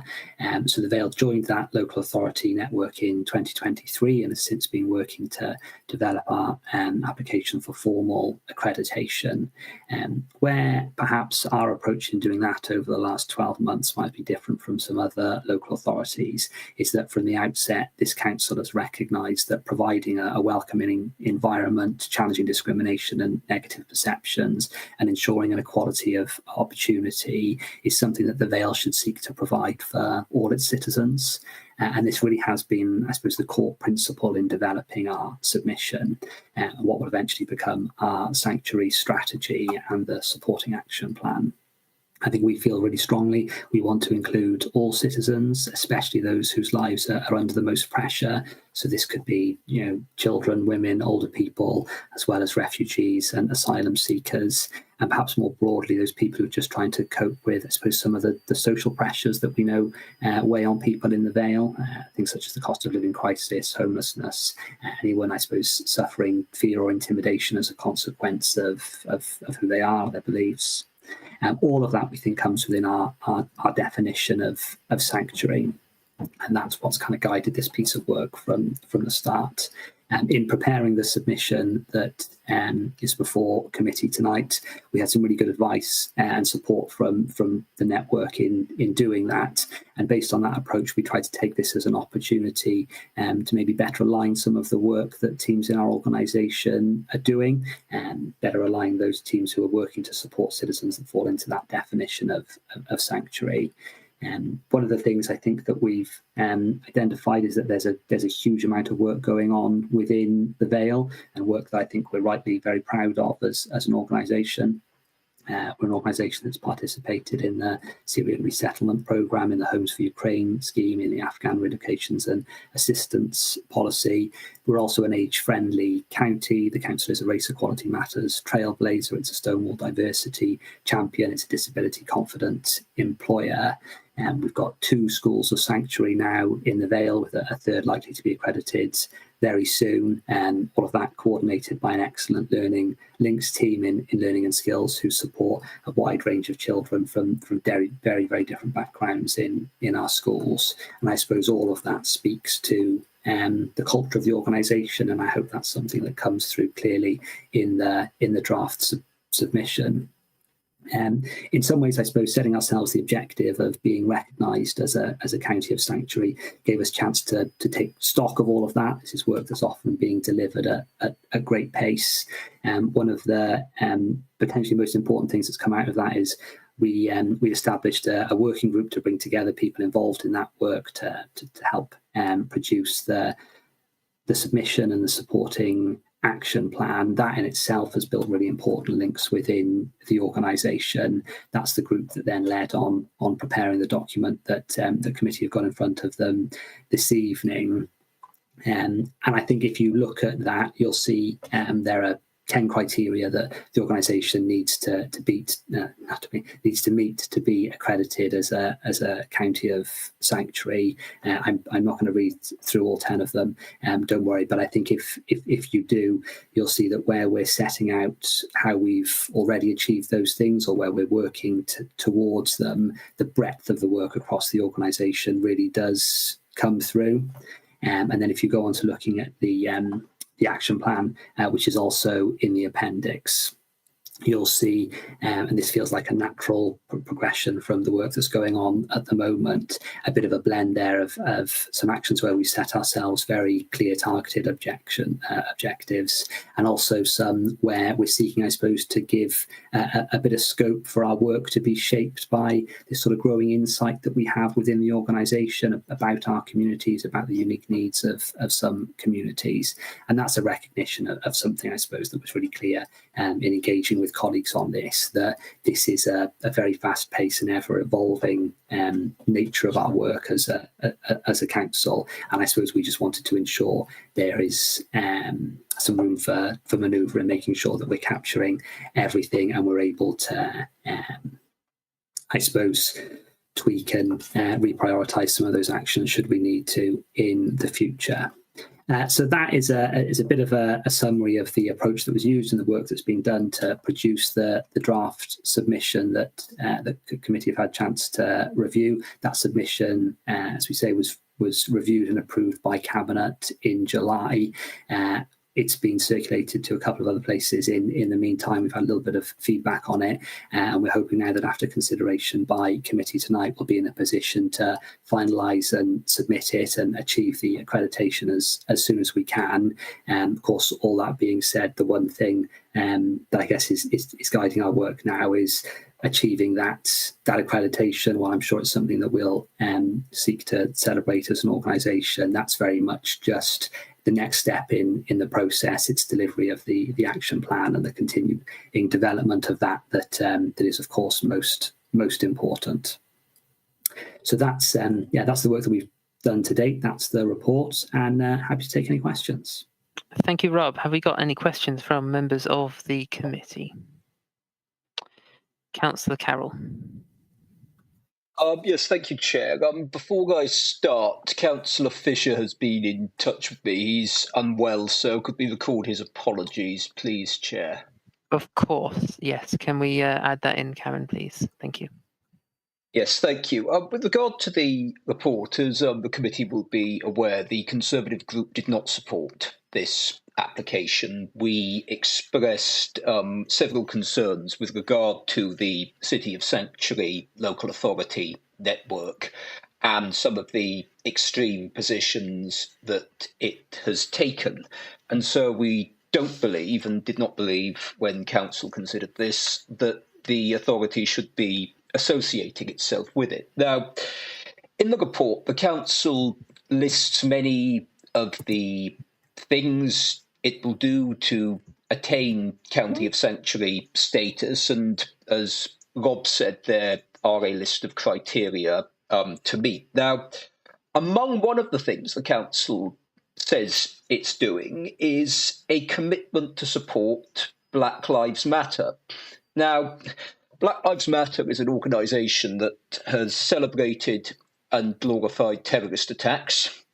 It's faced various allegations of anti-Semitism, and it's called for the defunding of the police. Why is the Council making a commitment to support this organisation? Okay, I'm going to begin with saying that's definitely a political comment, and she'll go to Councillor Burnett, if she is available. Yes, thank you. I am here, Chair. Indeed, I was actually going to come in a little bit later. My screen seems to be playing up a bit. I just thought I'd do a Gavin and Stacey background today. I could not be more thrilled that we are in a position to put in a submission. I could not be more thrilled at the work that has been ongoing in the council to be wholly inclusive of whoever chooses to make the Vale their home. I could not be more thrilled to be a county of sanctuary for all, recognising the challenges that various people will face in their lives, whether that be people that are neurodiverse, people maybe who are carers, people who might be suffering from domestic violence of some sort, people from the global majority. Different people come up against different challenges. And for me, becoming a county of sanctuary for all tells the people of the Vale that we will do our very best to support them. And that can actually be something as small as lighting the Hood Road tunnel, so that somebody walking through that maybe has lost a child, maybe has somebody in the family with Duchenne muscular dystrophy, and sees the lighting effects that we put on there, will see that they matter to us. And that's exactly what we say, is if you are a Vale resident, or you come to the Vale for whatever reason, you are valued and you are important to us. To start to pick in those ways, I actually find very difficult to even think about. As when I was giving a briefing to one politician from a different party, and they were talking about various refugees, I said, if somebody is a refugee, they're a refugee, and I'm not going to differentiate between different types of refugees. If somebody is a refugee, then we will support them. So to actually start picking at this, it didn't stand up when it was said against the motion in full council, and it doesn't stand up now, Councillor Carroll. It is unacceptable that we need to. Well, actually, I will tell you a story. I was going through some family papers not that long ago, when I was having to deal with them, and I came across a letter that was written by a distant relative about his life in Barry, back probably about 100 years now, who actually said that what he liked about Barry and what made Barry home was its acceptance of everyone who came to live there. And I think that is an ambition to which we should aspire. So I really will not take your assertions on board. I actually find them really difficult to even listen to. So thank you. Okay, Councillor Carroll, do you have any other questions? Yeah, well, there was a specific question in relation to a commitment to support Black Lives Matter, which was very clear, is very clear in that document. It's listed among one of the actions that the council is undertaking to fulfil the criteria that the City of Sanctuary network has set to attain this status. The leader spoke a great deal there, but she didn't answer the question as to why the authority has made a commitment to support this organisation. So I would be grateful if she would address that. Councillor Burnett, why does the Vale Council have a commitment to support Black Lives Matter? I think what I would say is I would support Black Lives Matter, but as happens so often in these discussions, Chair, Councillor Carroll throws out an awful lot of allegations that I do not recognise. I do not feel there is any grounding to the allegations that he makes. There's an awful lot of stuff that you see going around in various sides of the press. It is not something that I recognise. So I stand by the submission that we've put here. Councillor Carroll voted against it previously. I've got no doubt he'll vote against it now. I'll probably see a press article out in the next couple of days. But as far as I'm concerned, I stand by every word in that submission. Thank you, Chair. Councillor Carroll, any So further the authority questions? does support Black Lives Matter then? That is literally what this document is saying, Councillor Carroll.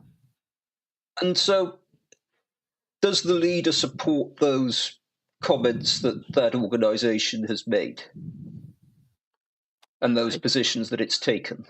Fine. Councillor Burnett.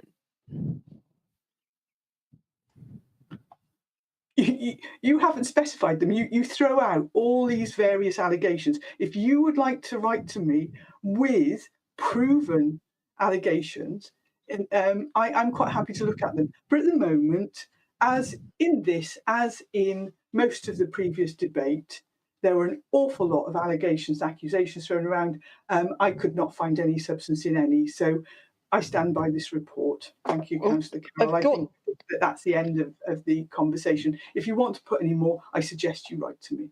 Well, I've got that organisation's website in front of me. There's a very clear article on here. Act now to defund the police and invest in communities.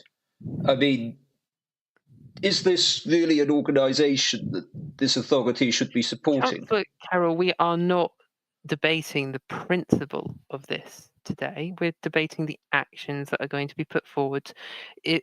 Supporting that organisation is an action, Chair. It's listed as an action in that report. The Conservative Party lost the vote at full council. We are debating the actions. Now, you've asked Councillor Burnett whether she stands by and supports these actions.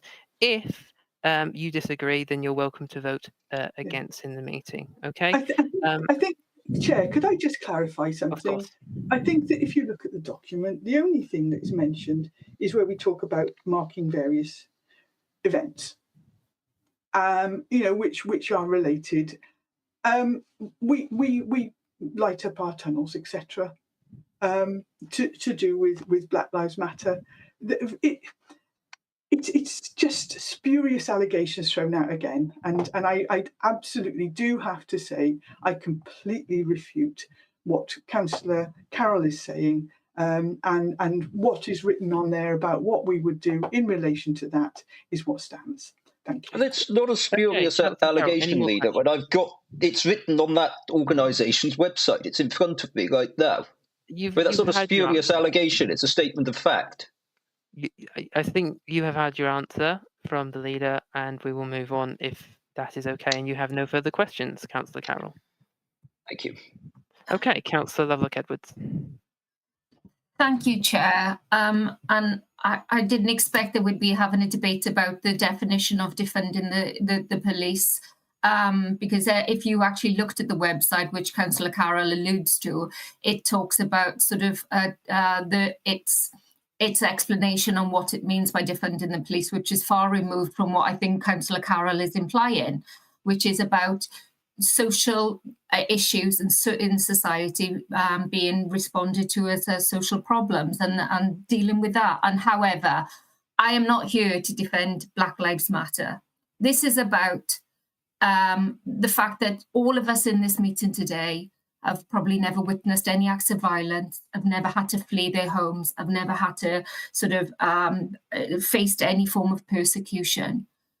And yet this document is only reaching out in terms of reminding us as a Vale community that when we act and we give others dignity and compassion, we are better for it. Not just as human beings, but across, as a group of connected people. And as Rob Jones said, if I could just clarify that this document isn't just about those who are seeking safety from across the world, as we recently done with the Afghan families seeking refuge after putting their lives on the line for us during that conflict. But my understanding is that this document also hones in on safety for our Vale residents. And I just wanted to, to clarify that that is the sort of premise of this document. And my understanding is that organisations as extreme as Oxfam and the British Red Cross and the University of Nottingham and Newcastle United Football Club also support the premise of the sanctuary, county of sanctuary. And I think that they have strong views too on this, the strategy and the 10 steps that are being taken by numerous other councils across the UK from all different political persuasions who recognise that offering dignity and compassion and safety to its residents who are currently living in the, the local authority and those that we hope to offer refuge to is no bad thing. And I just have to make that point that I wholeheartedly support this document, support the efforts that are being taken. And I want to place on record my sincere thanks to the Working Party for the approach that they've taken, because I know from speaking to colleagues, friends and relatives in St. Athan that the work that was done to raise awareness, in particular when the Afghan families were arriving in St. Athan, raising awareness and sort of removing any barriers or sort of any political point scoring that had been taking place has really made sort of a difference to all lives in St. Athan around that particular matter. Thank you.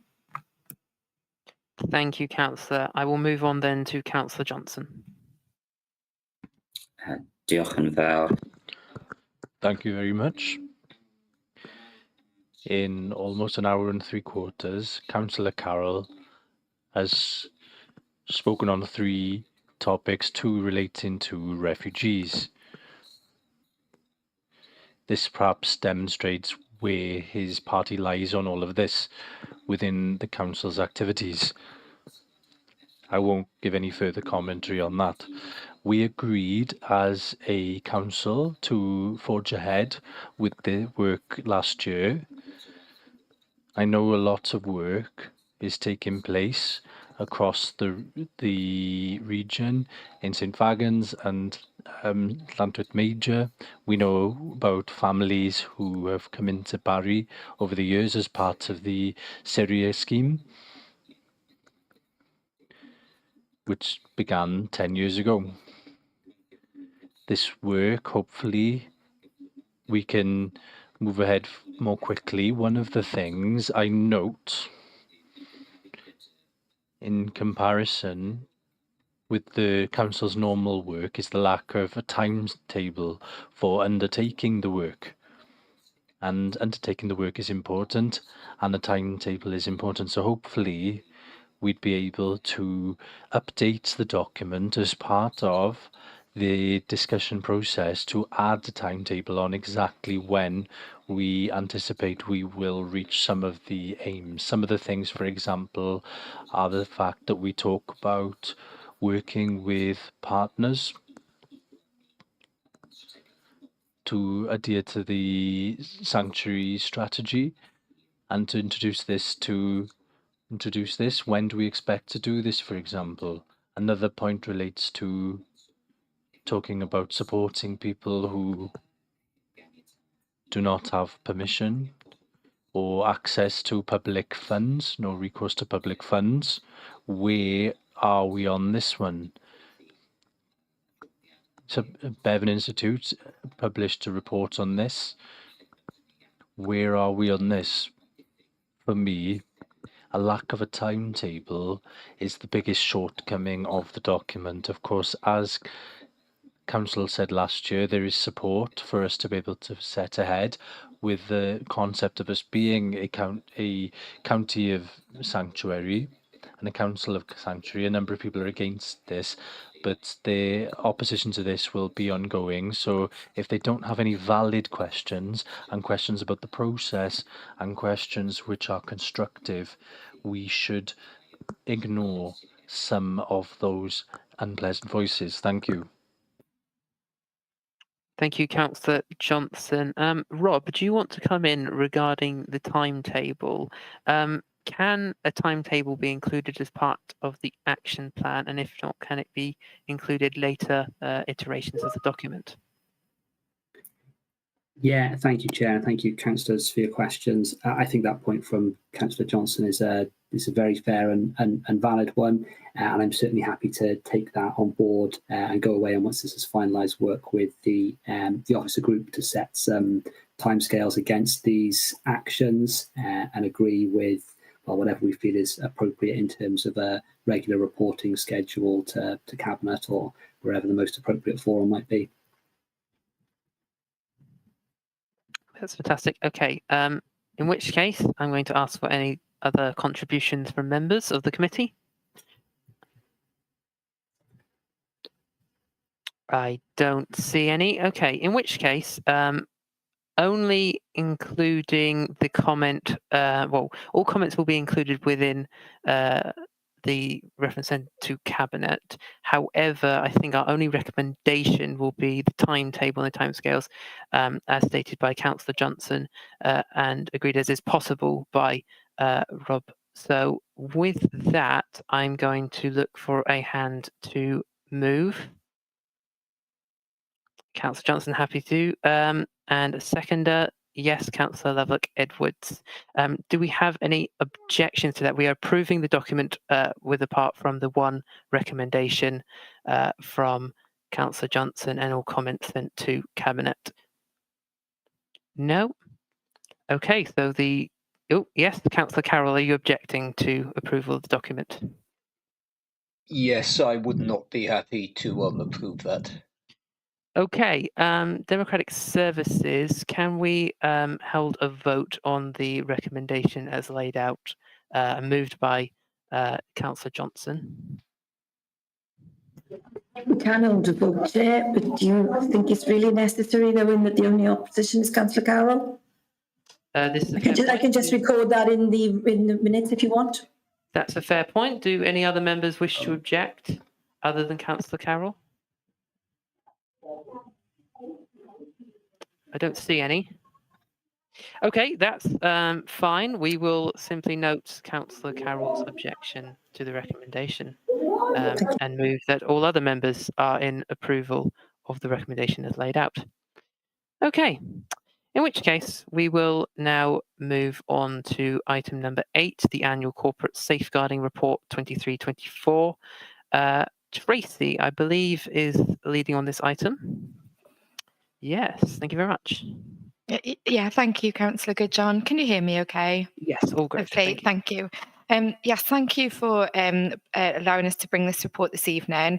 The report is quite all-encompassing, but actually we're just bringing in the Section C of Appendix 1 for this committee to review, which is in relation to safer recruitment.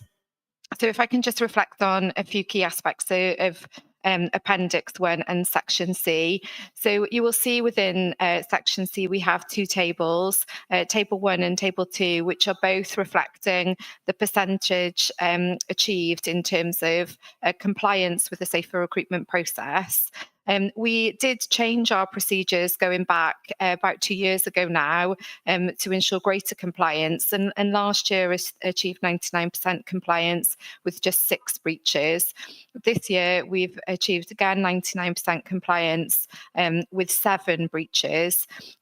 We have 100% compliance across all of our corporate centre, and the 7 breaches are in relation to 5 schools, and we've shown on Table 1, apologies, Table 2, those months in which we've had the breaches, and we've also shown the volume of recruitment that has been undertaken across each of those months. So this is reflective of the calendar year that ended in March 2024, and obviously we currently go through the process now for 2024 to 2025. In relation to any breaches that are recorded, we do take those breaches incredibly seriously, and they're immediately raised with our safeguarding teams and in relation to the schools with our head teachers and the business managers, which involves daily discussions with them and the implementation of a risk assessment to mitigate the breaches whilst we receive the appropriate documents. So we just wish to bring this forward to the attention of this committee. And I think that's all I have to say on it at this point, Councillor Goodjarm. Thank you, Tracy. Do we have any questions or comments from members of the committee regarding this item? No, it's a pretty simple statutory report that we get through, so there's nothing too controversial here. In which case, if we have no comments, questions, okay. In which case, I will recommend that we approve the document and refer it back to Cabinet. Any objections? Chair, you just need to note it really, because there's no comments to go back. Yes, that's absolutely fair. We'll note that's fine. There's no comments. There's nothing there. Okay. In which case, with no objections, I will move to item 9. Tracy can go free. Helen, I believe you are with us for the Public Service Board Annual Report. Yes, thank you, Chair. So this is the annual report of the Public Services Board, which is a requirement of the Public Services Board, and we're bringing this to this committee as the designated committee for the PSB. The report was signed off by the PSB in July, and it's the first annual report of the current wellbeing plan for 23-28. As you'll see in the report, we've just highlighted that within that new wellbeing plan, there are 3 wellbeing objectives for the PSB. So there are a more resilient and greener Vale, a more active and healthier Vale, and a more equitable and connected Vale. And we've also identified 3 priority work streams, which focus on the climate and nature emergencies, working with people who live in our communities of higher level deprivation, and becoming an age-friendly Vale. Within our wellbeing plan, we have 19 steps that cut across those objectives and priorities. So our learning from the first wellbeing plan was that need to take an integrated approach to the way that we consider the activity of the PSB and consider those relationships and connections between the work that we do and some of the partnerships that link in with the PSB itself. So within the annual report itself, we've provided some context to the PSB. And then what we've done is we've focused on a number of key areas of activity and set out the actions and the impact of those actions over the 12-month period. And then we've reflected in the use of a graphic how they've linked into some of those 19 steps. And the way we've approached it from that is to kind of really, I suppose, provide those stories about the work of the PSB and how the activities do cut across those different priorities and work streams. We've also highlighted in this report the comments that have previously been made by this committee and the request that reports are taken to some of the other scrutiny committees to highlight some of the work of the PSB. So in recent months, we have taken reports on our age-friendly work, our work in our more deprived communities, the work of Food Vale, to those committees, and also incorporated more partnership work within the Project Zero update reports. And we'll continue to report on those aspects. They've been well received by the different scrutiny committees, and we'll also be taking some further reports in terms of work around Safer Vale and also the Move More, Eat Well work. So that's something that we've built on from the committee's consideration of last year's annual report. And just to highlight, I suppose, within this annual report, some of the key work that has happened with the age-friendly work, with the funding that we've had from Welsh Government, which has provided an officer to support the work. We have gained our age-friendly status, and that work is continuing to develop the action plan, which is very much an inclusive approach. The work with our more deprived communities is benefiting from shared prosperity funding, which has enabled us to have a dedicated community development worker who's undertaken a considerable amount of engagement. And we're now, we had a meeting of the steering group today, and we're looking at what the phase 2 work may look like, building on the learning from that. Also within the report, we focus on some of the different activities partners are undertaking in response to the climate and nature emergency, and some of the focused work where we're sharing our experiences and learning, particularly around issues around biodiversity. And the group are also keen to focus on some of the work around the circular economy as well, and that shared learning. Activities are also referenced within the report around our work, particularly those led by public health colleagues around food, Vale, amplifying prevention, and the Healthy Travel Charter. Again, cut across a number of aspects of the work on climate and also work on being more active and healthy. And they've also linked in, particularly in terms of targeting some of that activity in our more deprived areas. So, for example, focusing some work around trying to increase childhood immunisations.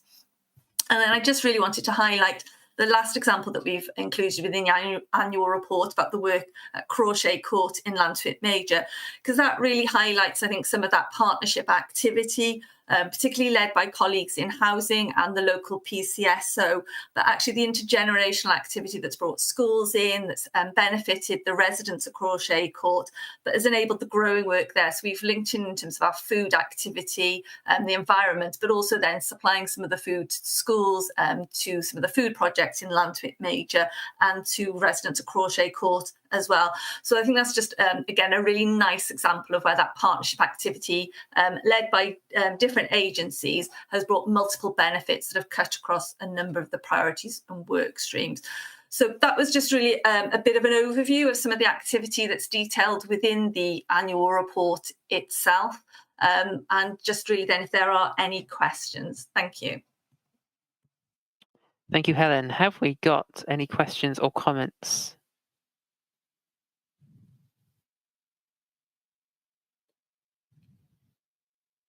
Thank you, Councillor Johnson. Thank you, Chair. Thank you, Helen. Obviously, the board is responsible for a large amount of work, and this report does reflect that. Just in relation to how we carry out meetings of that type, I think it's difficult to start a conversation about so much work after 2 hours of discussion on a number of various important topics. I'm just looking forward, as a councillor in the Buttrells area, I'm looking forward to hear more about the work currently taking place in relation to areas in deprivation in my ward. But again, as this is the first year of a 5-year plan, I'm looking forward to understanding better in future what exactly are the outcomes as opposed to outputs in relation to that work. Because as we mentioned almost 2 hours ago now, talking about the self-assessment of the council, this work is limited perhaps by a shortage of funding being provided by Welsh Government and UK Government. Not to go too political, of course, but of course the council has worked on areas such as warm spaces recently, and of course some of the policies coming from the UK government at the moment will perhaps go into that in the incorrect direction on this, so we'll see how this will impact us in the future.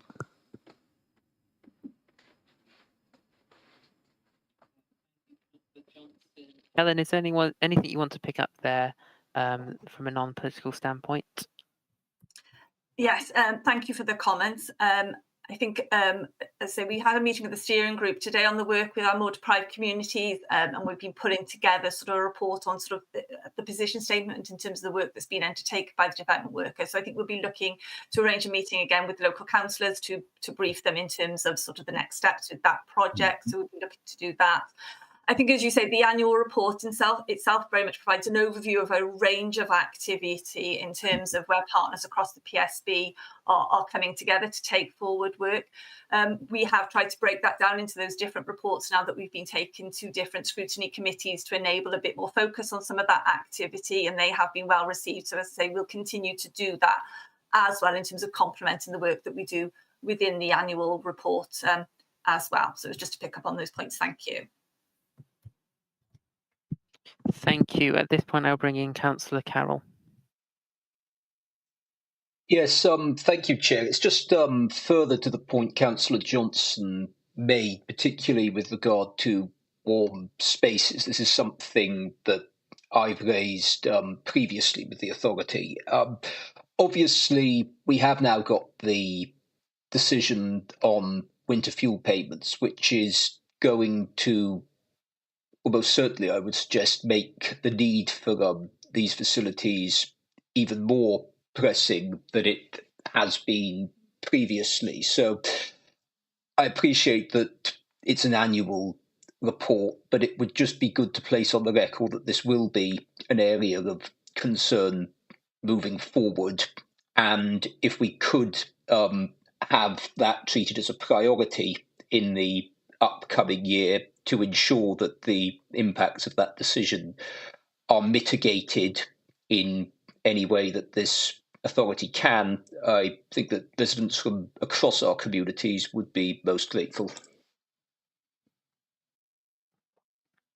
Thank you, Councillor Carroll. Anything, Helen, that you wanted to mention? Or Tom? Yes, of course, please. Thank you, Chair, and thank you, Councillor Carroll. In terms of the Council's response to cost of living issues, you'll note that we've established a reserve as part of the Council's budget.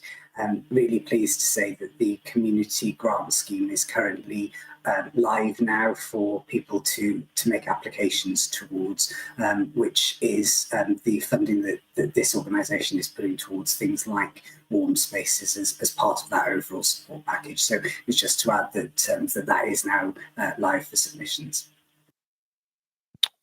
Thank you, Leader. Thank you, Chair. Just to add in, actually, that the PSB is a really interesting body, and I'm very fortunate to be chair of it. We actually had a meeting this morning, and there are a whole range of different public bodies operating in the Vale area that attend. Sometimes we work collaboratively, as has been mentioned. Other times we update each other on work that's ongoing. And so today we actually took the report on County of Sanctuary to the PSB. We took the council self-assessment draft report. We also took the council's Let's Talk About Life in the Vale survey, because that informs other people's practice and ultimately can help to improve services. What was really quite interesting is the other public bodies that were saying, well, we've actually got sort of information as well that could add into the mix alongside the Let's Talk in the Vale. And I know that we've had conversations previously with the police about information that they're collecting, and there's health, etc. So hopefully in the new year we will have a workshop in some form to actually explore that, and so it will help to improve our services. But I share Councillor Johnson's hope that we will soon be able to have feedback from the work that's been ongoing in Barry in terms of our community and the support that they need. And I had a conversation the other day with somebody that says, actually, if you ask people what they want, if it's not in context, you can get all sorts of disparate reviews and answers. And then somebody might say to you, well, we can't do that. So what you need is, and then we come up with some sort of response, which is not actually appropriate. The questions we should be asking going forward is, what would success look like to you? Look at yourself in 5 years' time. Where would you want to be? Where would you want your family to be? And these are sorts of conversations that we want to have, but also there's types of conversations that our partners want to have. So I'm hopeful that we will move forward, having those sorts of conversations, sharing the outcomes, and coming up with cohesive plans for our communities. And I would be delighted to bring back the outcomes of such discussions when they've happened. So thanks, Chair. I just thought it would be of interest to the committee. Thank you, Leader. Have we got any more questions or comments? I'm not seeing any. Okay. I think that first and foremost, I think all comments made here should be referred back to Cabinet as per usual. But secondly, we should Can I state. just interrupt? Yes, The of course. report asked you to refer any comments back to the Director of Corporate Resources. Of Go course. back to the Okay. PSB. Sorry, thank you. Yes, of course. Thank you very much. That's a good correction. Yes.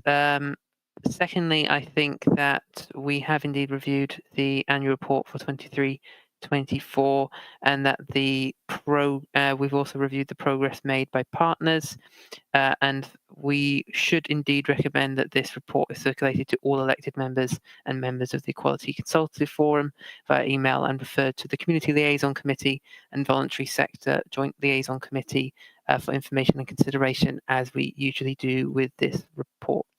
I'm going to look for a hand to second me on that. Yes, thank you, Councillor Lovelock Edwards. Okay, have we got any objections to that? I'm going to say, yeah, there's none on that. Okay, in which case, item 10 is any items that are urgent in part 1. I have none. And any number 11 is any items I have that are urgent under part 2. I have none. Karen, is there anything else you wanted to say just before we went? Yeah, just before we went, Chair, I just wanted to remind all members, I have forwarded an email that we are to have an extraordinary meeting on the 2nd of October of this committee to discuss financial matters, and that the next scheduled meeting from then will be the 23rd of October. Just wanted to make that point tonight in case any members had not the opportunity to see the email.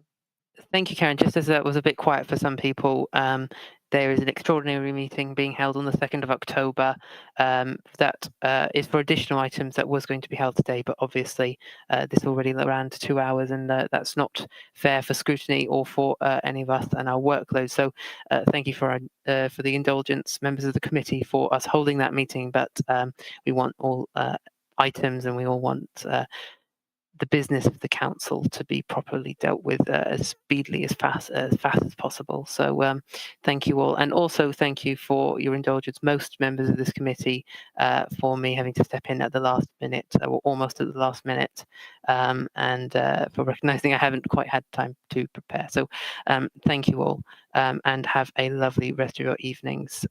This meeting is now closed.